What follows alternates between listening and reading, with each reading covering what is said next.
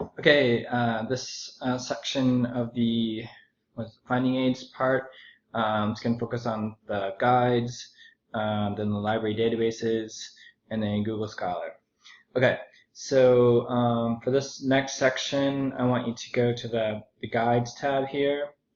Now these these guides are research guides, are our attempt to kind of bring together all the library resources, mainly on a specific discipline, like philosophy or religious studies, all in one place. And then there's also special guides on citation, and there's certain guides that are put together just for specific classes. All right, so you can search the guides here, but I want to caution you, if you search here, search in the broadest terms, because again, these are just guides that are helping you um, find resources for a specific discipline. You wouldn't want to put like your actual topic in here. And actually, I kind of recommend switching it over to the browse guide section. This will really kind of help you understand what the guides can offer, right? So for pretty much every major and minor, there's a research guide.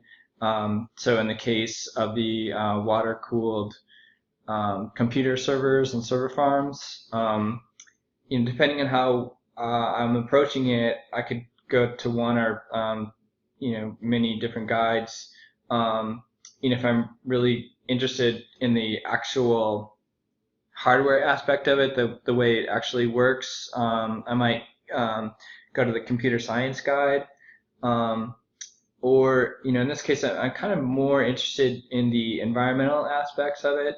So in this case, I might go to the environmental studies, and then when you click on a minor or major, you'll see other related guides. So there's some course guides here, and then there's the main guide for environmental and sustainability studies.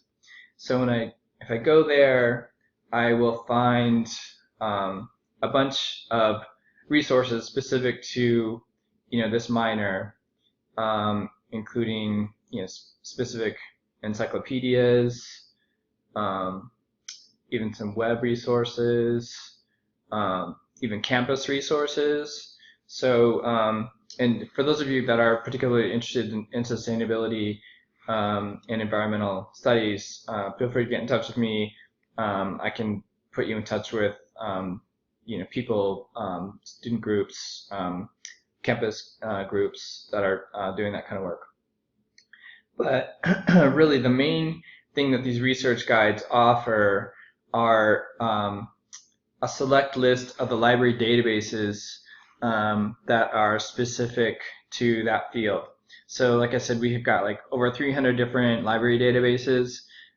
It would be, even I can't keep track of all of them, and it'd be a real waste of time to just kind of scroll through them all, hoping to find ones that are relevant to what you're doing.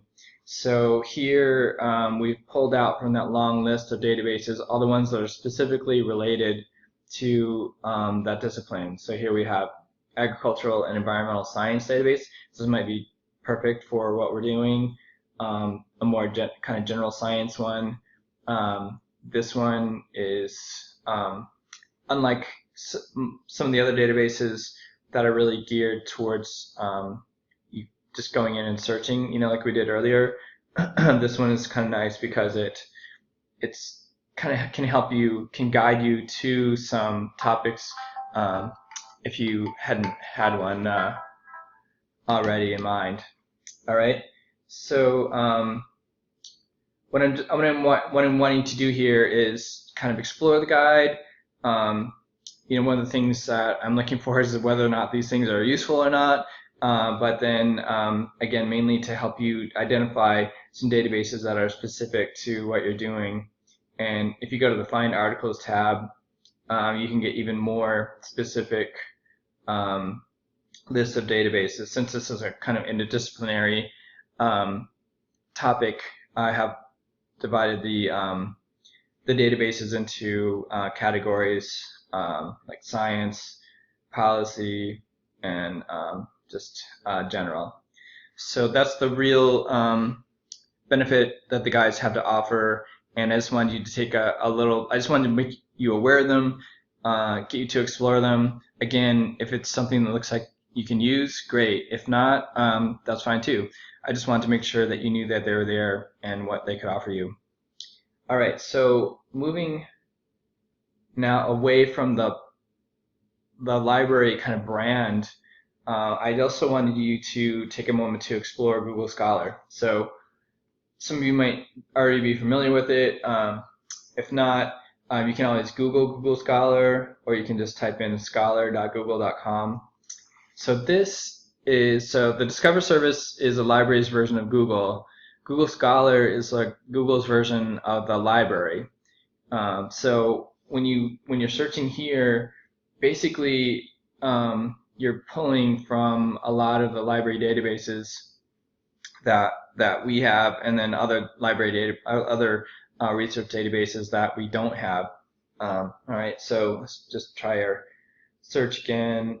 Let's see what we're doing. Like water, cool. Again, we can truncate that, and server. I'm gonna throw a farm in there too. Okay, so if you are comfortable with Google, you like the way Google works, this might be a nice alternative to the library databases. I usually uncheck the patents and citations here just to get to the real meat. And so, again, most of these things you find here are scholarly journal articles, and you'll find some books in here too. With the library databases, you can filter for scholarly peer-reviewed journal articles, and you can be pretty confident that what you're getting are those scholarly peer-reviewed journals. Here, you don't have that limiting function. You just have to kind of trust that Google Scholar does that work for you, but it is still Google. You're still going to find some stuff here that's not necessarily scholarly or credible. So that's where you have to use some of your critical thinking skills to distinguish the good stuff from the bad. But again, the bulk of these citations are coming from those same databases that you would be searching through the library site. All right, and so one other kind of nice feature of Google Scholar, like here you can search, you can sort by relevance or by date, or kind of like a custom combination of relevance and date. If you only want stuff that was published since 2013 but still ranked by relevance, you can set that up. But one thing I wanted to draw your attention to is this cited by aspect of Google Scholar. So what this means is that it indicates that 80 other publications cited this particular article.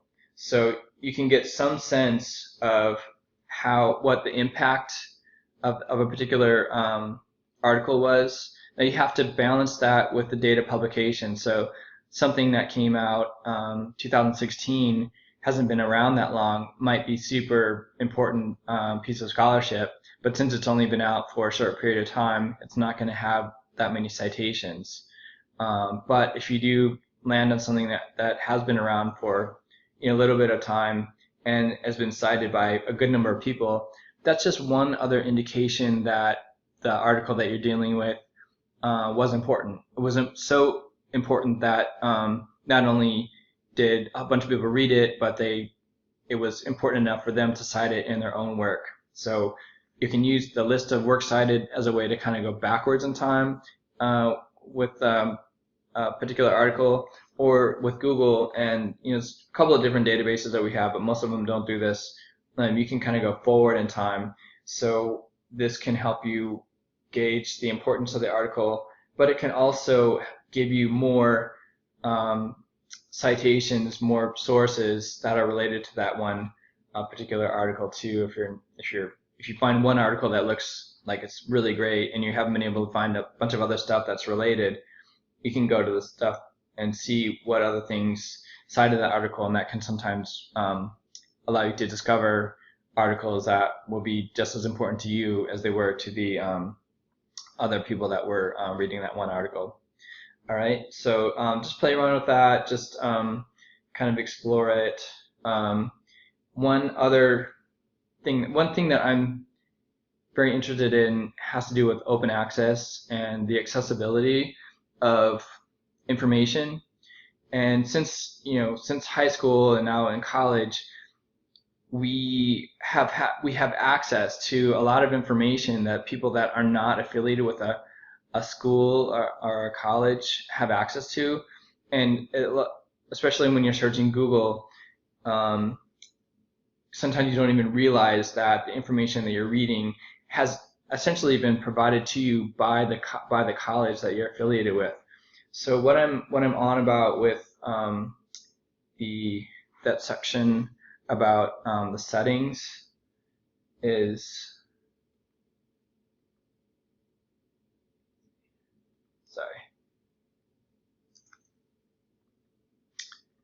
just to get you to realize that a lot of the stuff that you are looking at is available to you because you're part of the College of Charleston. And for those of you who have searched Google Scholar when you're off campus, you may have encountered times when you went to try to get an article and it asked you to pay for it. This is one way to help you make that connection so you can get articles for free, right? So if you're off campus, since I'm on campus, it kind of automatically knows that I'm affiliated with the College of Charleston. But if you're off campus and you never really use your computer on campus, Google doesn't know that you are a College of Charleston student and therefore have access to all these great articles. So if you are off campus and you use Google Scholar, go through this process, search for the College of Charleston and make that connection. It'll ask you for your My Charleston username and password. But once it understands that you actually are a legit College of Charleston student, when you do your searches,